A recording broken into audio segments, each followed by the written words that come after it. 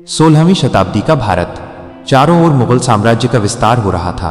कई राजपूत राजा डर या लालच में मुगलों की अधीनता स्वीकार कर चुके थे, लेकिन मेवाड़ की धरती पर एक ऐसा योद्धा जन्मा था जिसने सिर झुकाना नहीं सीखा था, राणा प्रताप। चित्तौड़गढ़ मुगलों के कब्जे में जा चुका था, महल उजड़ चुका था, राजपाट छिन चुका था, लेकिन राणा प्रताप का आत्मसम्मान अभी भी जीवित था। वे अपने परिवार और वफादार सैनिकों के साथ जंगलों में भटक रहे थे। खाने को कभी घास की रोटियां तो कभी भूखे पेट ही सोना पड़ता था। महारानी अजबदे और उनके बच्चे भी इस कष्ट को सहन कर रहे थे, लेकिन किसी के चेहरे पर हार नहीं थी। उधर अकबर चाहता था कि राणा प्रताप उसकी अधीनता स्वीकार कर लें। उसने कई दूत भेजे, यहां तक कि अपने मित्र राजा मानसिंह को भी समझाने के लिए भेजा। मानसिंह ने कहा, राणा, अकबर की मित्रता स्वीकार कर लीजिए, इससे मेवाड़ को शांति मिल जाएगी। राणा प्रताप की आंखों में आग जल उठी। उन्होंने शांत लेकिन दृढ़ स्वर में कहा, मेवाड़ का राजा गुलाम बनकर शांति नहीं चाहता।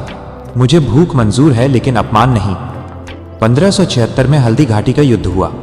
राणा प्रताप के पास कम सैनिक थे, साधन भी सीमित थे, लेकिन उनके पास था स्वाभिमान।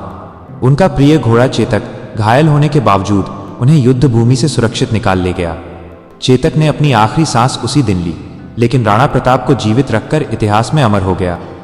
युद्ध भले ही निर्णायक न रहा हो, लेकिन राणा प्रताप ने हार नहीं मानी। वर्षों तक संघर्ष चलता रहा। उन्होंने एक एक करके मेवाड़ के कई हिस्सों को वापस जीत लिया।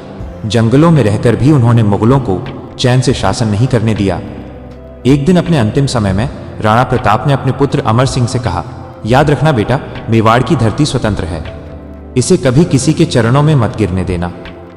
राणा प्रताप का निधन हो गया, लेकिन उनका बलिदान व्यर्थ नहीं गया। उनका जीवन आने वाली पीढ़ियों के लिए यह संदेश छोड़ गया कि स्वतंत्रता और आत्मसम्मान किसी भी सुख से बढ़कर होते हैं।